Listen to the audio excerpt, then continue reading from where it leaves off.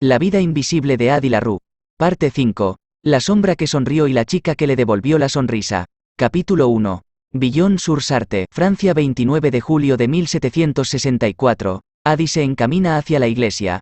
Esta se encuentra cerca del centro de Billon, achaparrada, gris e igual que siempre, con un campo al lado bordeado por un pequeño muro de piedra. No tarda mucho en encontrar la tumba de su padre, Jean LaRue. Es una tumba austera, no aparece nada más que su nombre, las fechas de su nacimiento y defunción y un versículo de la Biblia.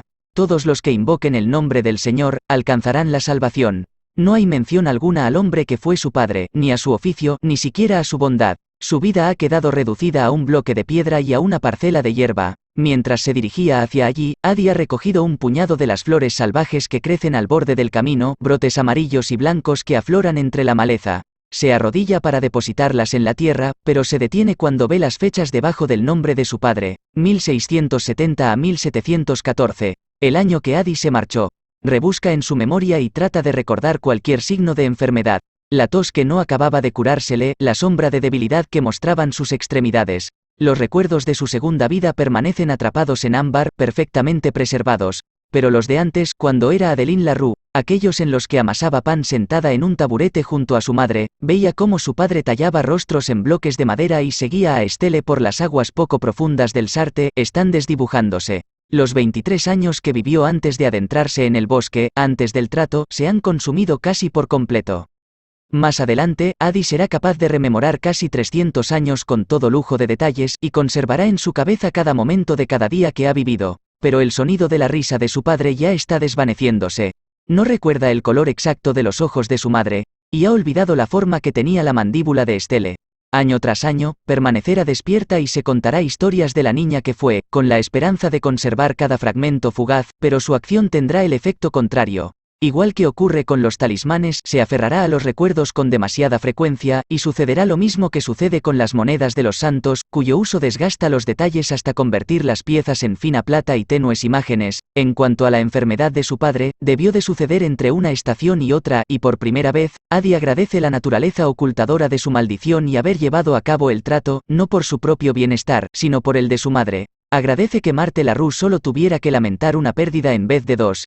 Jean está enterrado con los demás miembros de su familia. Una hermana menor que solo vivió 2 años, una madre y un padre, ambos fallecidos antes de que Adi cumpliera los 10. Y una hilera más allá, los padres de estos y sus hermanos solteros. La parcela junto a la suya permanece vacía, aguardando a su esposa. No hay lugar para ella, por supuesto. Pero esta sucesión de tumbas, una línea temporal que traza el progreso del pasado hasta el futuro, es la que la condujo al bosque aquella noche. El miedo a llevar una vida idéntica y a acabar en la misma pequeña parcela de hierba. Al contemplar la tumba de su padre, Adi siente la abrumadora tristeza de lo irrevocable, el peso de un objeto que reposa por fin. La pena ya la ha abandonado. Perdió a este hombre hace 50 años y lloró su ausencia, y aunque aún le duele, no se trata de un dolor reciente. Hace tiempo que el pesar se ha atenuado y que la herida se ha convertido en una cicatriz. Coloca las flores en la tumba de su padre, se pone en pie y se adentra entre las parcelas, retrocediendo en el tiempo con cada paso, hasta que ya no es Adi, sino Adeline. Hasta que ya no es un fantasma, sino un ser mortal de carne y hueso. Sigue atada a este lugar, pues sus raíces la hostigan como si fueran extremidades fantasma. Lee los nombres de las lápidas, los conoce a todos y cada uno de ellos, pero la diferencia es que hubo un tiempo en que esos nombres la conocían también a ella. Aquí yace Roger, enterrado junto a su primera y única esposa, Pauline. Aquí descansan Isabel y su hija pequeña, Sara, que fallecieron el mismo año. Y aquí, casi en el centro del camposanto, se encuentra la persona más importante de todas, la que le tomó la mano innumerables veces y le enseñó que la vida tenía muchas más cosas que ofrecerle.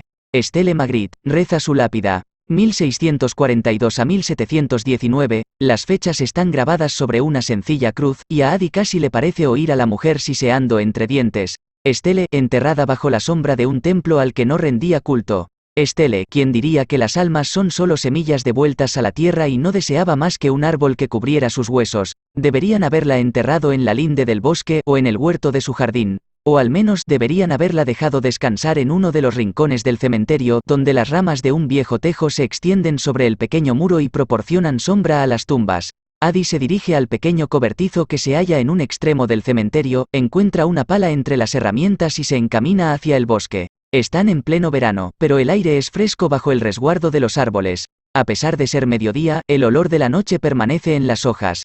El aroma de este lugar es universal y específico. Con cada bocanada de aire nota el sabor de la tierra en la lengua y evoca el recuerdo de su desesperación, el recuerdo de una joven hundiendo las manos en la tierra mientras reza. Ahora, hunde la pala en lugar de las manos y extrae un retoño del suelo. Es un arbolito frágil que probablemente se desmorone con el próximo temporal, pero lo lleva de vuelta al cementerio, acunado en sus brazos como un bebé, y si a alguna persona le parece una visión extraña, se olvidarán de ella antes de que tengan ocasión de decírselo a alguien más, y si en el futuro advierten que un árbol crece sobre la tumba de la anciana, tal vez se detengan para contemplarlo y piensen de nuevo en los dioses antiguos. Cuando Adi se aleja de la iglesia, las campanas comienzan a repicar, llamando a los aldeanos para que acudan a misa. Recorre el camino a medida que ellos salen de sus casas, mientras los niños se agarran a las manos de sus madres y los hombres y las mujeres avanzan juntos. Algunos de los rostros son nuevos para ella, aunque sí reconoce otros. Distingue a George Therault, a la hija mayor de Roger y a los dos hijos de Isabel, aunque la próxima vez que Adi visite el pueblo, todos habrán muerto. Los últimos resquicios de su antigua vida, la primera de sus vidas, se encontrarán enterrados en la misma parcela de 10 metros. La cabaña yace abandonada en la linde del bosque. La cerca se ha caído y el jardín de Estelle muestra un aspecto muy descuidado. La casa misma cede lentamente y se hunde debido al paso del tiempo y al abandono. La puerta está cerrada a cal y canto, pero hay una ventana cuyos postigos cuelgan de sus bisagras rotas y dejan al descubierto el cristal, como un párpado cansado. La próxima vez que Adi visite el pueblo, la vegetación habrá ocultado la estructura de la casa, y la siguiente, el bosque habrá avanzado y la habrá devorado por completo. Pero en esta ocasión la vivienda sigue en pie, y ella se abre camino a través del sendero repleto de maleza con un farol robado en la mano. Sigue esperando a que la anciana salga del bosque, con los arrugados brazos llenos de ramitas, pero los únicos ruidos provienen de las urracas y del crujido que producen sus propios pies. El interior de la cabaña está húmedo y vacío, y el oscuro espacio se halla cubierto de escombros, los fragmentos de arcilla de una taza rota, una mesa en ruinas, pero los cuencos donde mezclaba sus bálsamos han desaparecido, al igual que el bastón que usaba cuando hacía mal tiempo, los manojos de hierbas que colgaban de las vigas y la olla de hierro que reposaba en la chimenea.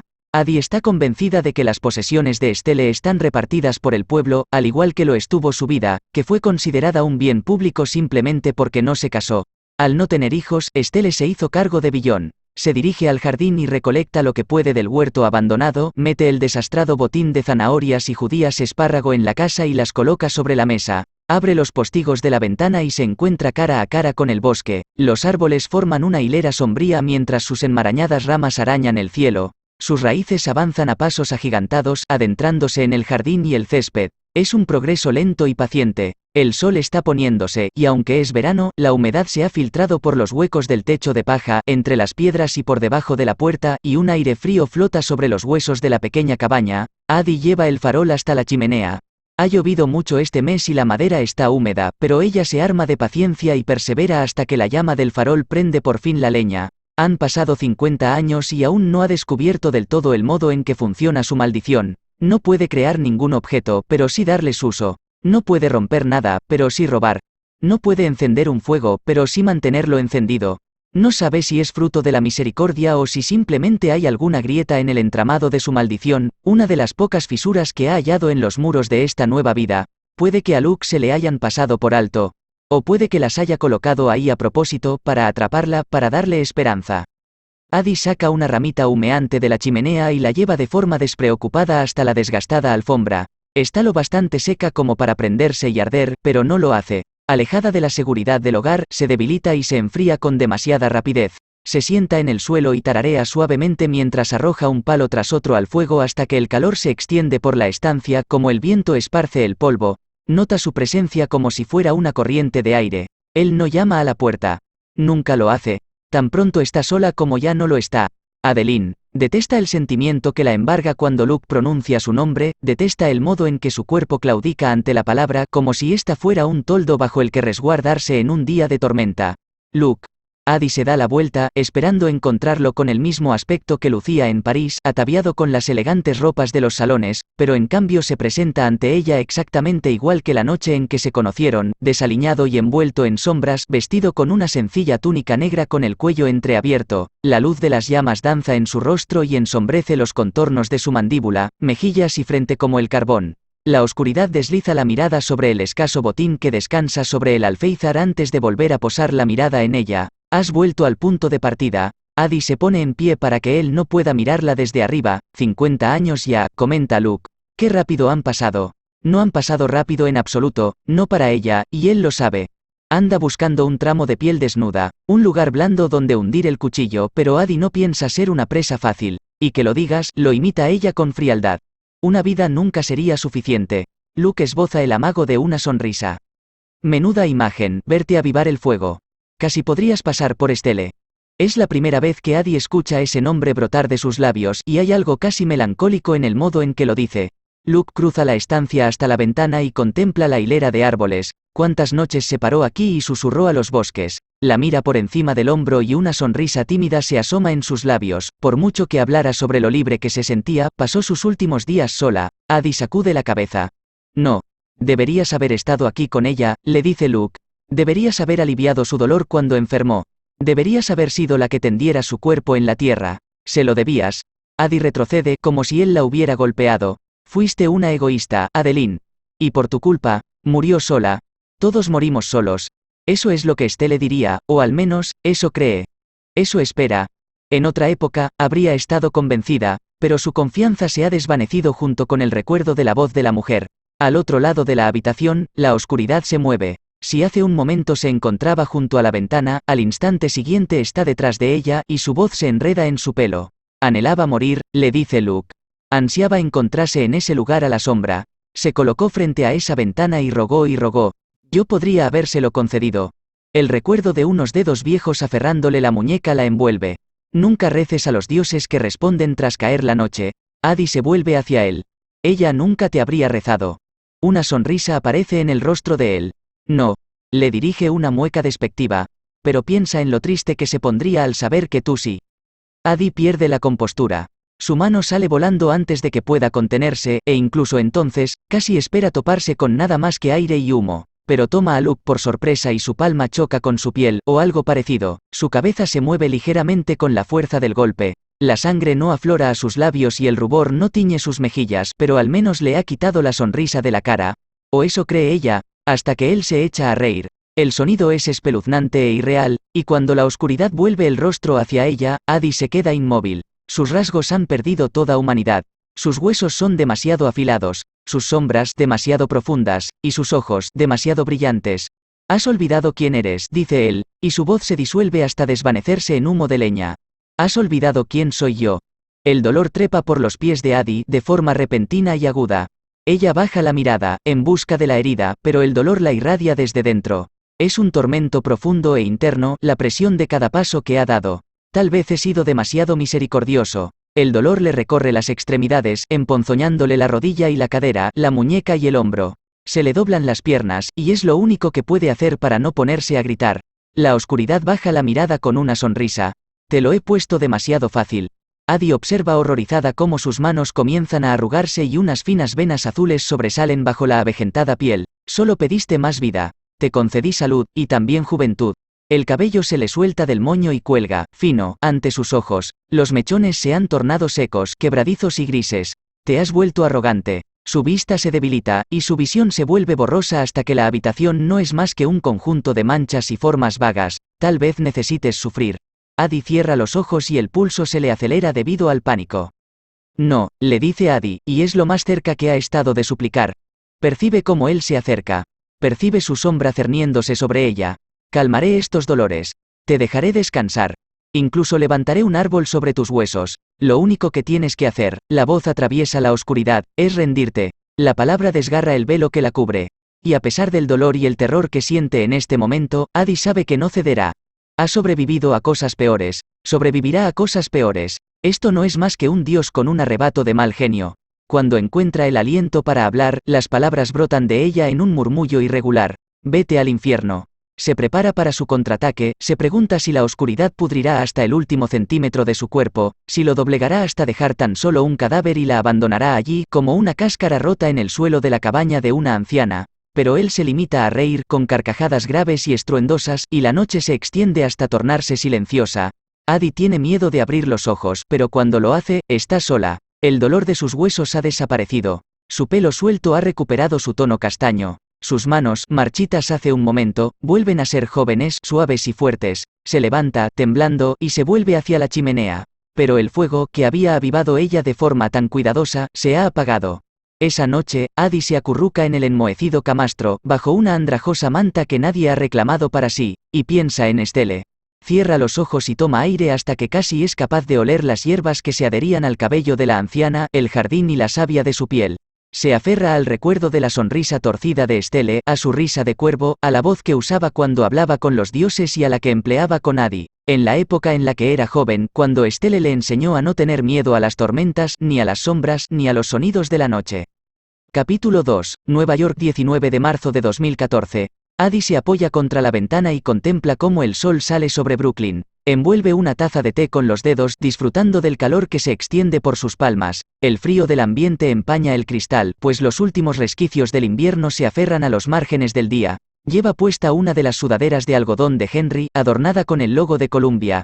Huele a él, a libros viejos y café recién hecho. Vuelve descalza al dormitorio, donde Henry yace boca abajo, con los brazos doblados bajo la almohada y la cara vuelta hacia el otro lado. Y en ese momento, se parece muchísimo a Luke, pero al mismo tiempo, no se parece en nada. El parecido entre ellos oscila, como si viera doble. Sus rizos, esparcidos como plumas negras en la almohada blanca, se desvanecen hasta convertirse en una suave pelusa en la nuca. Su espalda sube y baja con firmeza con las suaves y superficiales pisadas del sueño. Adi deja la taza en la mesilla de noche, entre las gafas de Henry y un reloj de cuero. Traza el borde de metal oscuro con el dedo y contempla los números dorados que yacen sobre el fondo negro. La esfera se mece bajo su caricia y deja al descubierto la pequeña inscripción en la parte de detrás. Disfruta de la vida.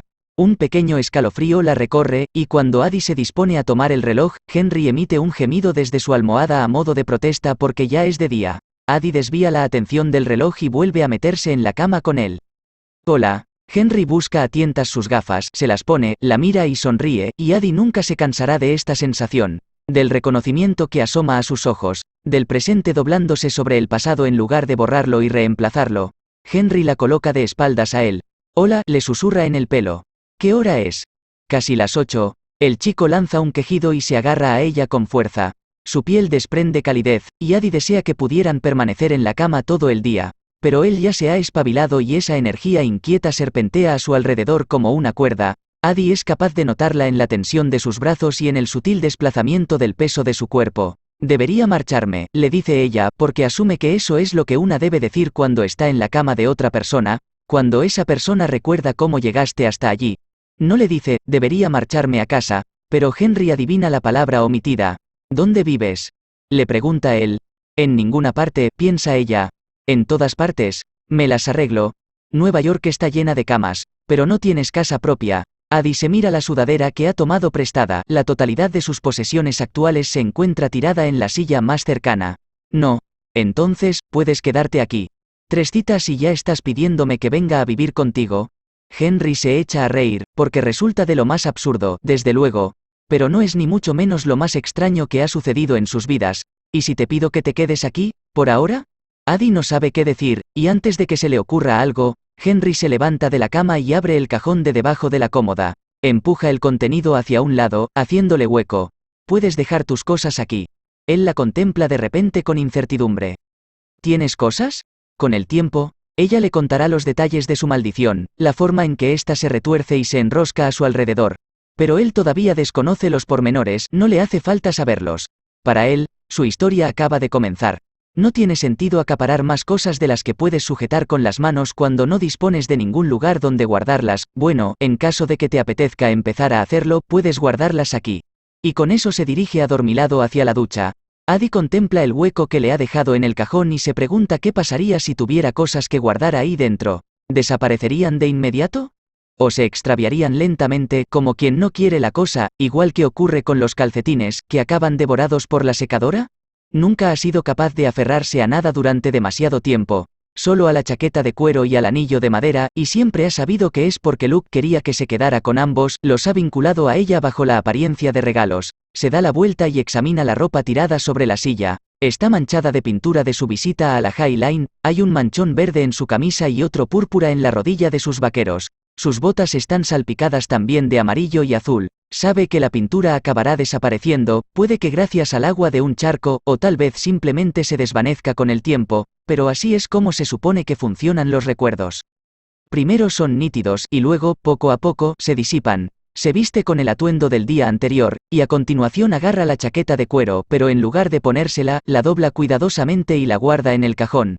Descansa allí, rodeada de un espacio que espera a ser llenado. Addie rodea la cama y por poco pisa el cuaderno. Se encuentra abierto en el suelo, debe de haberse caído de la cama durante la noche, y ella lo levanta con cuidado, como si estuviera encuadernado con cenizas y tela de araña en vez de papel y pegamento. Casi espera que se desmorone al tocarlo, pero este permanece de una pieza, y cuando Addie abre la tapa, descubre que las primeras páginas están escritas. Traza las palabras ligeramente con los dedos, nota la incisión del bolígrafo, los años ocultos detrás de cada palabra. Así comienza la historia, ha escrito él debajo de su nombre. Lo primero que ella recuerda es el viaje al mercado. Su padre está sentado a su lado y el carro rebosa con sus piezas de artesanía, contiene la respiración a medida que lee, y el sonido de la ducha envuelve la habitación en un murmullo silencioso. Su padre le cuenta historias. No recuerda las palabras, pero sí la forma en que se las contaba. Addie permanece allí, leyendo hasta que se le acaban las palabras. Las letras dan paso a una página tras otra de espacio vacío, esperando a ser escrito. Cuando oye a Henry apagar el grifo del agua, se obliga a sí misma a cerrar el libro, y vuelve a depositarlo suavemente, casi con reverencia, sobre la cama. Capítulo 3. Fécamp, Francia 29 de julio de 1778. Y pensar que podría haber vivido y muerto, y nunca haber visto el mar. Pero no importa, ahora Addie se encuentra aquí. A su derecha, unos pálidos acantilados se alzan como centinelas de piedra en la playa donde está sentada, mientras sus faldas se extienden a su alrededor en la arena. Contempla el horizonte, cómo la costa da paso al agua, y esta, a su vez, da paso al cielo. Ha visto mapas, desde luego, pero la tinta y el papel no pueden compararse con esto. Con el olor de la sal, el murmullo de las olas y la hipnótica atracción de la marea. Con el alcance y la magnitud del océano, y la certeza de que en algún lugar, al otro lado del horizonte, hay más. Pasará un siglo antes de que cruce el Atlántico, y cuando lo haga, se preguntará si los mapas están equivocados, comenzará a dudar de que exista tierra más allá, pero aquí y ahora, Addie está simplemente encantada. Hubo un tiempo en el que su mundo se reducía a un pequeño pueblo en el centro de Francia, pero cada vez es más grande. El mapa de su vida se despliega mostrándole colinas y valles, pueblos y ciudades, mostrándole Le Mans, mostrándole París, mostrándole esto. Lleva casi una semana en Fécamp, pasando sus días entre el muelle y el mar, y si alguien repara en la extraña mujer que permanece sola en la arena, no han considerado oportuno molestarla.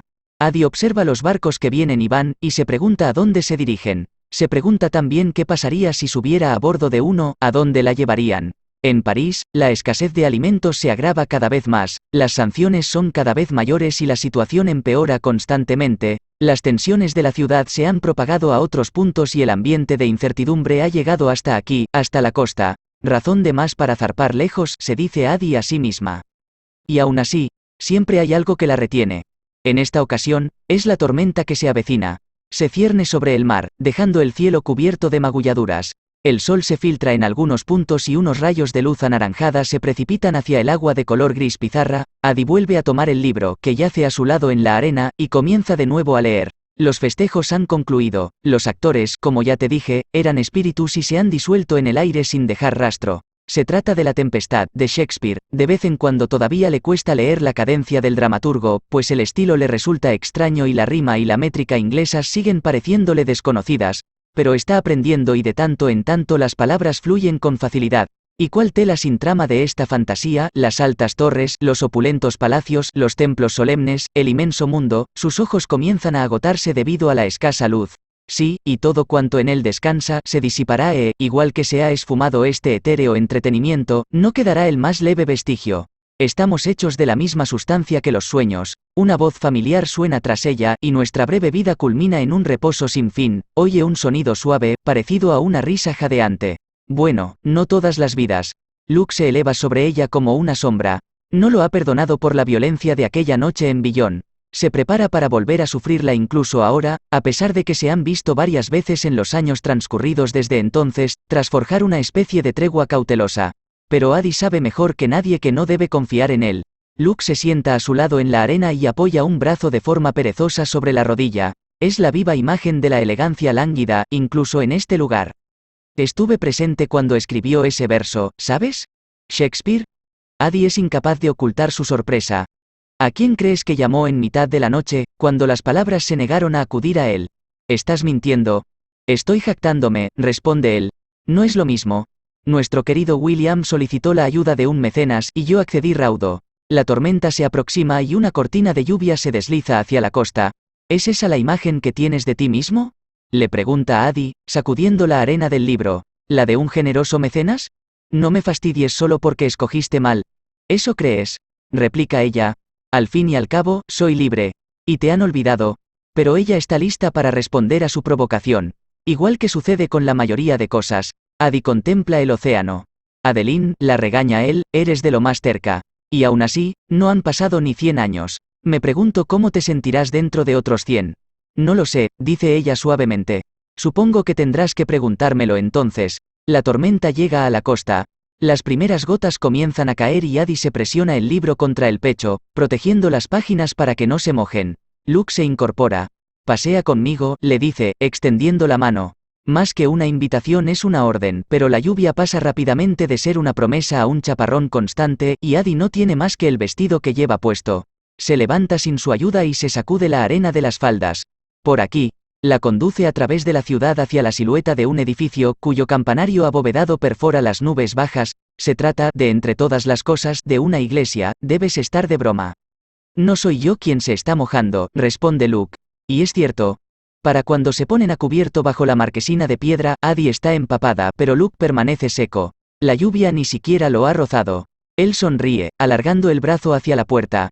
No importa que la iglesia esté cerrada.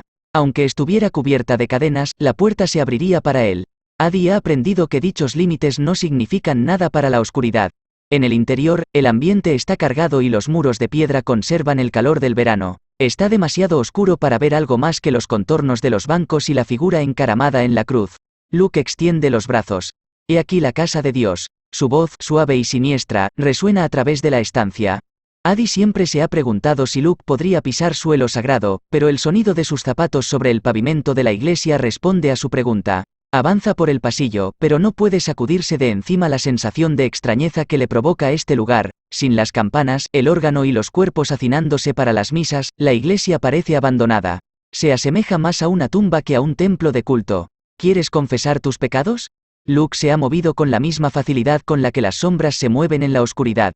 Ya no se encuentra tras ella, sino sentado en la primera fila, con los brazos extendidos a lo largo del respaldo del banco, las piernas estiradas y los tobillos cruzados en perezoso reposo. A Addie la criaron para arrodillarse en la pequeña capilla de piedra del centro de Billon y pasó días encogida en los bancos de París. Ha oído las campanas, el órgano y las llamadas a la oración. Y aún así, a pesar de todo, nunca ha entendido su atractivo. ¿Cómo es posible que un techo te acerque más al cielo? Si Dios es tan magno, ¿por qué construir muros que lo retengan? Mis padres eran creyentes, reflexiona ella, recorriendo los bancos con los dedos. Siempre hablaban de Dios, de su fuerza, su misericordia y su luz. Decían que estaba en todas partes, en todas las cosas.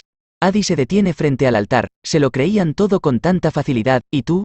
Addie contempla las vidrieras de colores, sin el sol para iluminarlas, las imágenes son poco más que fantasmas. Ella quería creer. Escuchó y esperó a oír su voz, a sentir su presencia, del mismo modo en que sentía la calidez del sol en los hombros o la caricia del trigo bajo las manos, del mismo modo en que sentía la presencia de los viejos dioses que tanto le gustaban a Estelle. Pero allí, en el frío templo de piedra, nunca sintió nada. Sacude la cabeza y dice en voz alta: nunca entendí por qué debía creer en algo que no podía sentir, oír o ver. Luke arquea una ceja. Creo que eso es lo que los demás llaman fe, afirma Luke. Dice el diablo en la casa de Dios. Addie lo mira al pronunciar las palabras y capta un destello amarillo en el eterno verde de sus ojos. Una casa no es más que una casa, responde Luke, molesto, esta pertenece a todo el mundo, o a nadie. ¿Y ahora me tomas por el diablo? No lo tenías tan claro en el bosque. Tal vez me hayas convertido en creyente, le dice ella. Luke echa la cabeza hacia atrás, con una sonrisa maliciosa asomándose en sus labios. ¿Y crees que si yo soy real, él también lo es, la luz de mi sombra, el día de mi oscuridad? ¿Y estás convencida de que si le hubieras rezado a él en vez de a mí, te habría mostrado bondad y misericordia?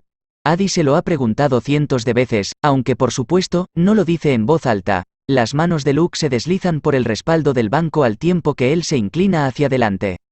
Y ahora, añade, nunca lo sabrás. Pero en cuanto a mí, dice levantándose.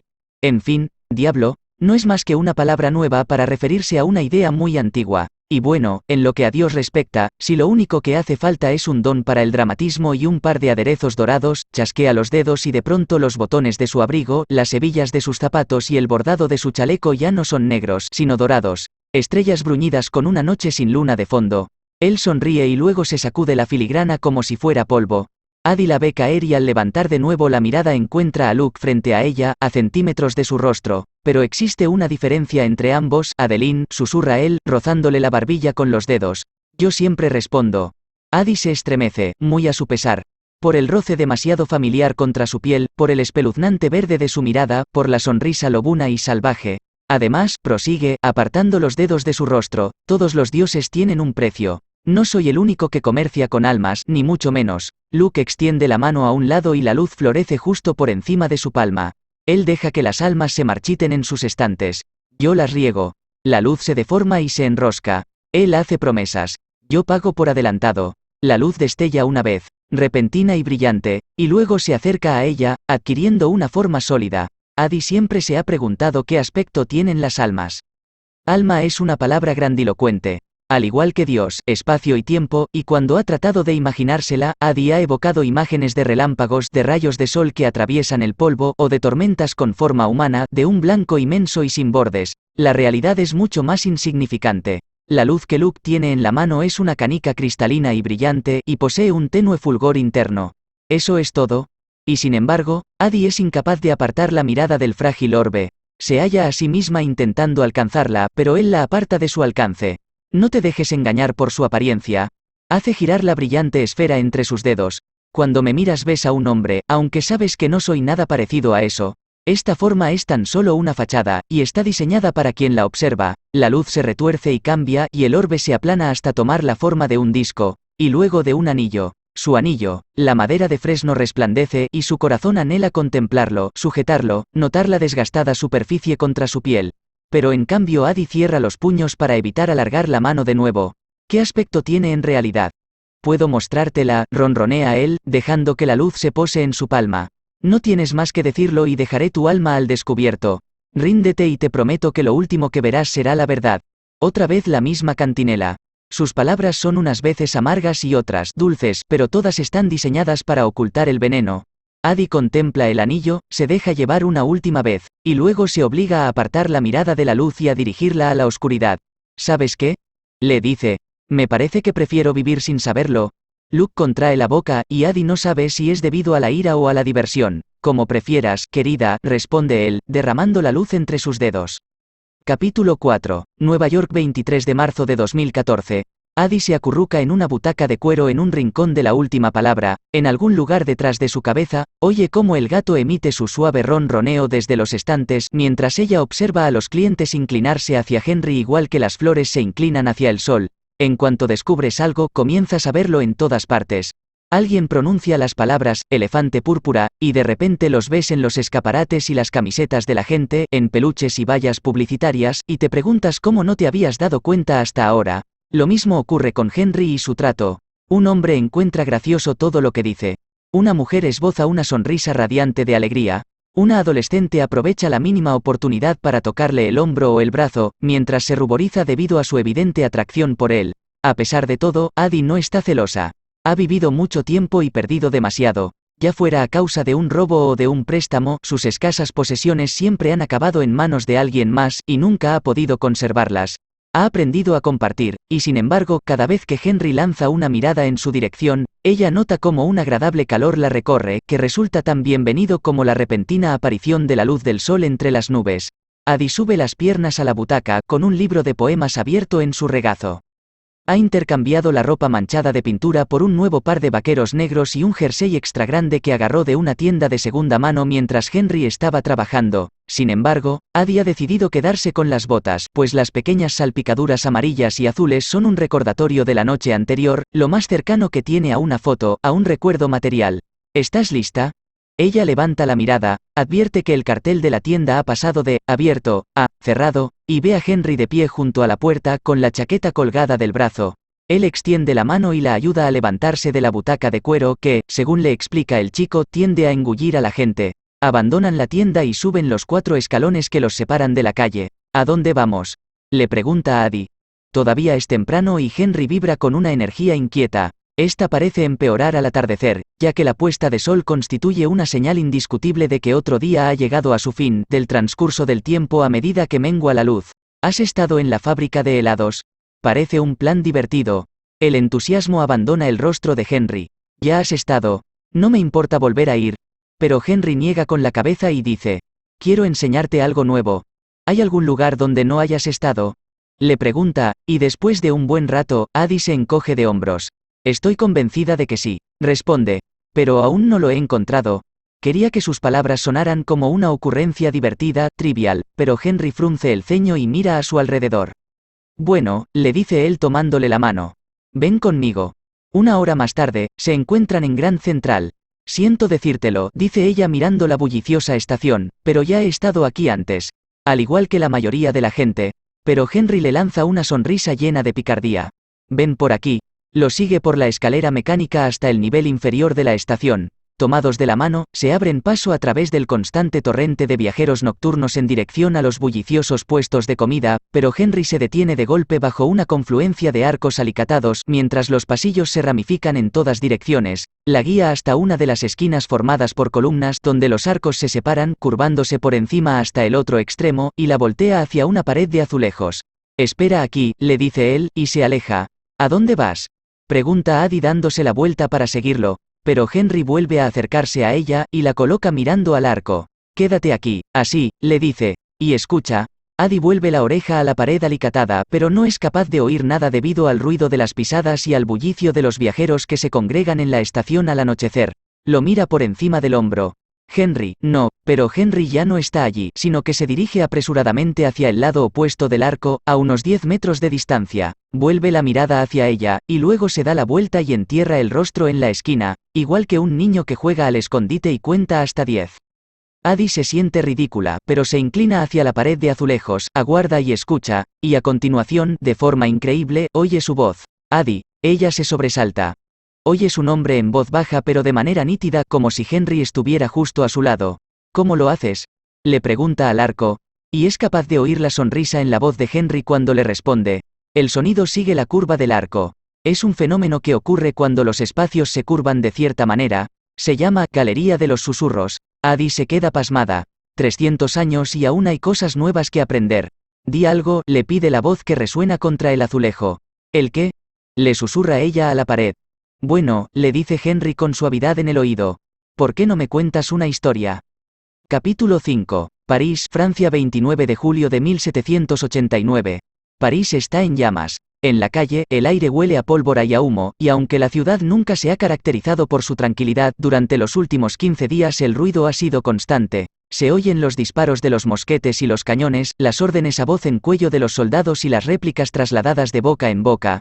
Vive la France. Vive la France. Vive la France. Han pasado 2 semanas desde la toma de la Bastilla y la ciudad parece decidida a partirse en 2. Y aún así, debe perdurar, debe resistir, mientras a sus habitantes no les queda más remedio que encontrar un modo para soportar la tormenta diaria. En cambio, Addie ha elegido moverse de noche. Serpentea en la oscuridad, con un sable a la cadera y un tricornio bien calado en la frente. Despojó de sus ropas a un hombre al que le dispararon en la calle y ocultó los desgarros de la tela y la mancha oscura del estómago bajo un chaleco que le quitó a otro cadáver. La necesidad tiene cara de hereje, y viajar sola es demasiado peligroso para una mujer. Aunque resultaría aún peor hacerse pasar por un miembro de la nobleza, de modo que lo mejor es pasar desapercibida de otras formas. Un torbellino, triunfante y embriagador al mismo tiempo, ha barrido la ciudad, y con el tiempo, Addie aprenderá a saborear los cambios en el ambiente, a percibir el límite entre el ímpetu y la violencia. Pero esta noche, la rebelión sigue siendo reciente, y los ánimos se muestran extraños e ilegibles.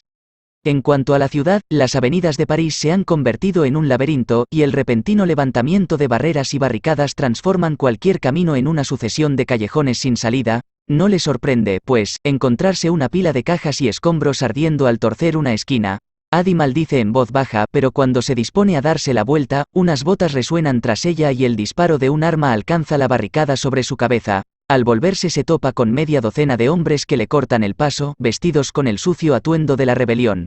Sus mosquetes y sables brillan débilmente a la luz del atardecer. En ese momento, Adi agradece que sus ropas pertenecieran a un plebeyo. Adi se aclara la garganta y se asegura de adoptar un tono áspero y profundo al tiempo que exclama: «¡Vive la France!». Los hombres le devuelven el saludo, pero para su consternación, no se retiran. En su lugar, siguen avanzando hacia ella, con las manos apoyadas en sus armas. A la luz del fuego, Adi es capaz de vislumbrar que tienen las miradas vidriosas debido al vino y la indescriptible energía de la noche. «¿Qué haces aquí?», exige saber uno de ellos. «Puede que sea un espía», dice otro. «Hay muchos soldados deambulando con las ropas de los civiles, usurpando los cuerpos de los valientes muertos». «No busco problemas», exclama ella. «Simplemente me he perdido. Dejadme pasar y me marcharé. Y luego volverás con 10 hombres más», murmura el segundo hombre. «No soy un espía, ni un soldado ni un cadáver», insiste ella. «Solo quería boicotearnos», la interrumpe un tercero. «O asaltar nuestras tiendas», sugiere otro. «Ya no están gritando. No es necesario». Se han acercado lo suficiente como para hablar con un tono de voz tranquilo, haciéndola retroceder contra la barricada en llamas. Si consiguiera pasar a través de ellos, alejarse y desaparecer de su vista y su mente, pero no hay ningún lugar donde esconderse. Se ha prohibido el paso a las callejuelas y los escombros arden a su espalda. «Si estás con nosotros, entonces demuéstralo. Bajad las espadas. Quítate el sombrero. Deja que te veamos la cara». Adi traga saliva y tira el sombrero a un lado, con la esperanza de que la oscuridad la ayude a esconder la suavidad de sus rasgos, pero entonces la barricada crepita debido a algún tablón que acaba de ser pasto de las llamas, y durante un instante, el fuego se aviva, y ella sabe que la luz es lo bastante intensa como para que puedan contemplarla sin problemas. Se da cuenta por el modo en que sus rostros cambian. «Dejadme pasar», repite Adi llevándose la mano a la espada que cuelga de su cadera. Sabe cómo blandirla, pero también sabe que ellos son 5 y ella solo una, y si desenvaina, no tendrá más remedio que luchar con ellos. La certeza de que saldrá indemne no es demasiado alentadora frente a la perspectiva de lo que podrían hacerle primero. Se acercan a ella, y Adi desenvaina la espada. Atrás, gruñe. Y, sorprendentemente, los hombres se detienen. Una sombra se extiende por sus rostros y los despoja de toda expresividad.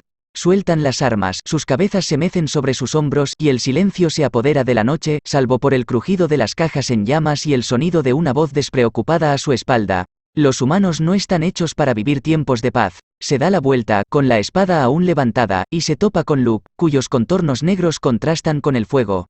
Él no se aparta de la espada, sino que se limita a alargar la mano y recorrer el acero con la elegancia de un amante que roza la piel de un músico acariciando un instrumento. Adi casi espera que la hoja cante bajo sus dedos. «Mi Adeline», dice la oscuridad, «se te da de fábula meterte en líos». Desvía su intensa mirada verde a los hombres inmóviles. «Menos mal que pasaba por aquí». «Eres la noche misma», responde ella repitiendo sus palabras. «¿No deberías ser omnipresente?». Una sonrisa se asoma a su rostro. «Qué buena memoria tienes». Enrosca los dedos alrededor de la hoja, y ésta comienza a oxidarse. «Debe de ser un fastidio». «Ni mucho menos», dice Adi secamente. «Es un don. Piensa que hay muchas cosas que aprender.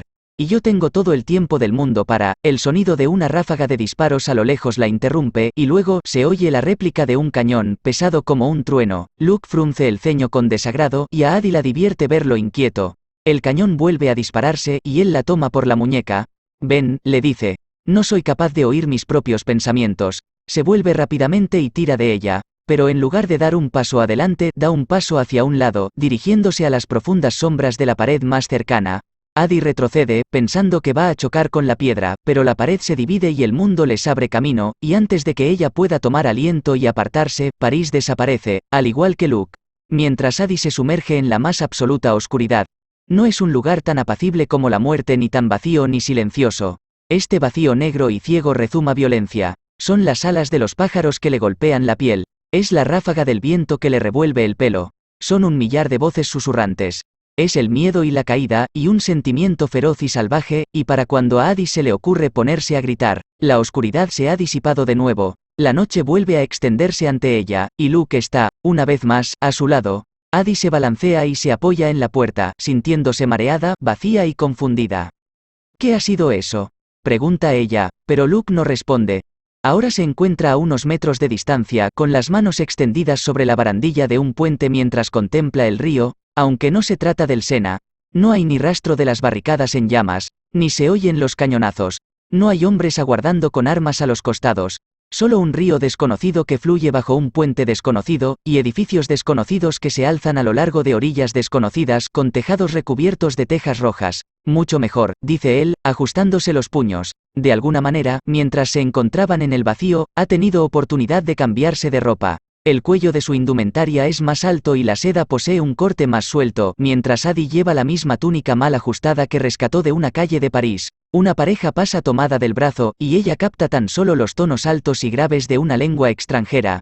¿Dónde estamos?, exige saber. Luke la mira por encima del hombro y le dice algo empleando el mismo ritmo entrecortado antes de volver a repetir sus palabras en francés. Estamos en Florencia. Florencia. Adi ha oído el nombre antes, pero sabe muy poco acerca de la ciudad, además de lo obvio, que no se encuentra en Francia, sino en Italia. ¿Qué has hecho?, exclama. ¿Cómo has? No, da igual. Llévame de vuelta. Luke arquea una ceja. Adeline, para alguien con todo el tiempo del mundo, siempre tienes prisa. Y con eso se aleja, mientras Adi lo sigue unos pasos por detrás. Ella repara en lo peculiar que le resulta esta nueva ciudad. Florencia está formada por siluetas extrañas y bordes afilados, por cúpulas y agujas, y paredes de piedra blanca y tejados de cobre. Es un lugar pintado con una paleta de colores diferente, donde la música es interpretada con distintos acordes. Su corazón revolotea ante su belleza, y Luke sonríe como si fuera capaz de sentir su deleite. ¿Prefieres las calles en llamas de París? Te tenía por alguien aficionado a la guerra. Aquello no es ninguna guerra, responde él bruscamente, tan solo una escaramuza. Lo sigue hasta llegar a un patio abierto, una plaza con bancos de piedra y el aire impregnado con el aroma de las flores de verano. Camina por delante de ella, y su imagen es la de un caballero que ha salido a disfrutar de la brisa nocturna. Solo aminora la marcha cuando ve a un hombre con una botella de vino bajo el brazo. Flexiona los dedos y el hombre cambia su rumbo y se acerca a él, tan obediente como un perro. Luke adopta ese otro lenguaje, una lengua que Adi llegará a conocer como florentino, y aunque todavía desconoce el significado de las palabras, sí reconoce la tentación que tiñe la voz de Luke, ese resplandor vaporoso que invade el aire que los rodea. Reconoce también la mirada soñadora en los ojos del italiano cuando le entrega la botella con una plácida sonrisa y se aleja distraídamente. Luke se sienta en uno de los bancos y hace aparecer dos vasos de la nada. Adi permanece de pie, observando cómo descorcha la botella y sirve el vino, mientras él le dice: ¿por qué iba a sentir inclinación por la guerra? Es la primera vez, advierte ella, que le formula una pregunta sincera, una sin intención de provocarla, exigirle algo o coaccionarla. ¿Acaso no eres un dios del caos? La expresión de Luke se oscurece. Soy el dios de la promesa, Adeline, y las guerras no favorecen mis tratos. Le ofrece uno de los vasos, y al ver que ella no hace amago alguno de tomarlo, Luke lo levanta, como si estuviera brindando por una vida larga. Adi no puede evitarlo. Sacude la cabeza, desconcertada. Algunas noches te encanta verme sufrir para que sucumba ante ti. Y otras, pareces empeñado en ahorrarme el dolor. Me gustaría que te decidieras de una vez. Una sombra se extiende por el rostro de Luke. Confía en mí, Encanto, es mejor que no lo haga.